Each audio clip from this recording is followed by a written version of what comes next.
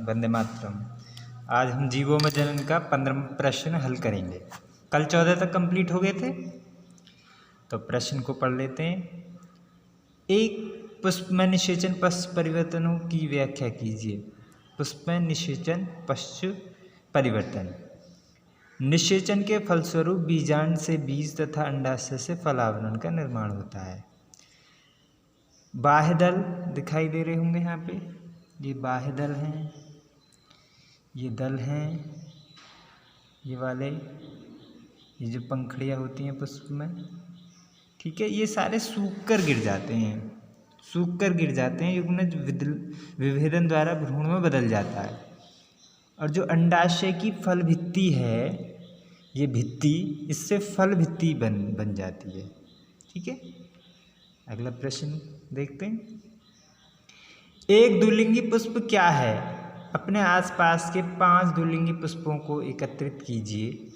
अपने शिक्षक की सहायता से इनमें सामान्य तथा वैज्ञानिक नाम पता कीजिए। बॉटनिकल नेम बता दें। द्विलिंगी पुष्प, जब नर और मादा दोनों उपस्थित हों पौधे में, देखो ये वाला जो मेल वाला पार्ट है और ये वाला जो है फीमेल वाला पार्ट है, तो दोनों हैं, तो ये द्विलिंगी पुष्प हो गया। तो सामान्यतः समीपवर्ती क्षेत्रों में पाए जाने वाले द्विलिंगी पुष्प इस प्रकार हैं। देखो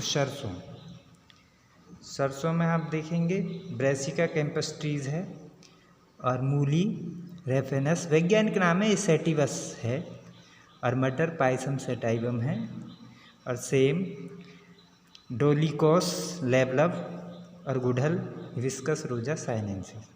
इनके नीचे अंडरलाइन करनी है, और ये कैपिटल लेटर में लिखना है, ये स्मॉल लेटर में लिखना है, सारे ऐसे ही करना है। ठीक है, अगले प्रश्न की ओर चलते हैं। 17वां, स्क्रीनशॉट ले लें पहले। स्क्रीनशॉट ले लिया होगा, आगे चलते हैं। किसी भी कुकुरबिट पौधों को पादपों के कुछ पुष्पों की जांच कीजिए और पुंकेसरी व स्त्रीकेसी पुष्पों की पहचानने की कोशिश कीजिए। कुकुरबिटेसी कुल है, जिसमें लकड़ी पाई जाती है, खीरा कद्दू आदि पाए जाते हैं, उनको बोलते हैं कुकुरबिटेसी कुल। कुकुरबिटेसी पुष्प एक लिंगी होते हैं। नर और मादा दोनों अलग अलग उपस्थित होते हैं, अलग अलग पुष्प में।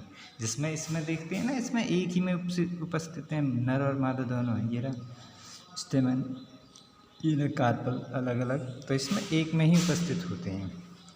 ठीक है, तो नर को नरपुंकेसरी तथा मादा को स्त्रीकेसरी कहलाता है।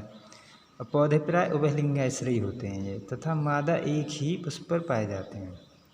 ठीक है, पुंकेसस सिनएंड्रस अवस्था प्रदर्शित करते हैं, अर्थात पुंकेसरों के पुतंतु व परागकोश आपस में जुड़े हुए होते हैं। देखो जैसे ये जुड़े हुए हैं आपस में, आगे चलते हैं। अर्थात जुड़े होते हैं। जायांग त्रिअंडपी होता है, इसमें भित्तीय बीजांडाश पाया जाता है। अंडाश से अधोवर्ती होता है, अधोवर्ती का ये चिन्ह ऐसे होता है। तो देखेंगे ये वाला मेल का कैलिक्स कोरोला 5-5 है, एंड्रोसियम 5 है, और गाइनोसियम अनुपस्थित है। ऐसे ये फीमेल वाला है, कैलिक्स कोरोला दोनों 5-5 है, एंड्रोसियम क्योंकि ये फीमेल है तो इसमें अनुपस्थित हैं, और गाइनोसियम अधोवर्ती है जिसमें 3 है। अब अन्य एक लिंगी पुष्प वाले पौधे जो हैं, मक्का है जियामेज, उभयलिंगाश्रयी है और एक लिंगाश्रयी है। पपीता कैरी का पपाया, ये इसका जंतु वैज्ञानिक नाम है, सॉरी ये वनस्पति वैज्ञानिक नाम है, एक लिंगाश्रयी है। प्रश्न 18 और लास्ट अंतिम प्रश्न है ये इस चैप्टर का। अंडप्रजनक प्राणियों की संतानों का उत्तर जीवन सजीव प्राणियों की तुलना में अधिक जोखिमपूर्ण क्यों होता है, इसकी व्याख्या कीजिए। अंडप्रजनक जो अंडे देने वाले प्राणियों का जीवन काल है ना, वो सजीव प्राणियों अर्थात शिशुओं को जन्म देने वाले प्राणियों की तुलना में अधिक जोखिमपूर्ण होता है। पहले इसके स्क्रीनशॉट ले लेंगे, क्यों होता है ये बताएंगे। अभी स्क्रीनशॉट ले लिया होगा शायद, चलो।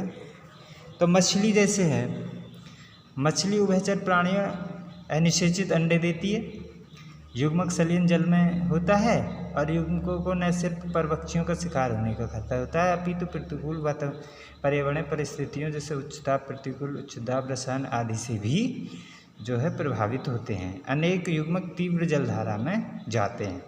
अब ध्यान दो, ये जो हैं युग्मक, इनको जैसे ही अंडे हैं उसके, तो इनको खतरा होता है क्योंकि इन्हें परभक्षी जो हैं खा जाते हैं और ये पूरी तरह से जो है विकसित नहीं हो पाते हैं, इसलिए इनको खतरा होता है। कभी कभी प्रतिकूल परिस्थितियों में भी ये अपना युग्मन संलयन नहीं कर पाते हैं। ठीक है। सरीसृप व पक्षी वर्ग जल के जंतु निषेचित अंडे देते हैं जो कैल्शियम कार्बोनेट के खोल, जैसे अंडा है, मान लीजिए अंडा जो है उसमें जो खोल होता है वो होता है कैल्शियम कार्बोनेट का, तो खोल से ढके होते हैं, लेकिन इन अंडों में विकसित हो रहा भ्रूण विपरीत पर्यावरण व परभक्षियों का आसानी से शिकार हो जाते हैं, उनको खा लेते हैं परभक्षी। और निषेचन व भ्रूण का विकास मादा जंतुओं के शरीर के अंदर होता है, अतः भ्रूण की सुरक्षा सुनिश्चित होती है। तो सजीव जो प्रवक होते हैं उनमें उनके पेट के ही अंदर, स्टमक के ही अंदर होता है, तो उनमें सुरक्षा बनी रहती है। साथ ही भ्रूण को मादा से पर्याप्त पोषण भी मिलता रहता है। मादा से उस भ्रूण को भी, जो मादा खाती है वही उसके भ्रूण को भी लगता है।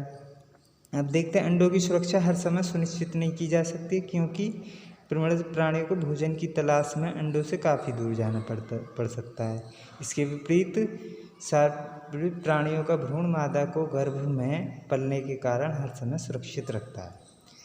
ठीक है, उसमें ये अंतर होता है दोनों में। तो स्क्रीनशॉट ले लेंगे आप इस प्रश्न का भी। तो नमस्कार, मिलते हैं अगली वीडियो में। Thanks for watching video.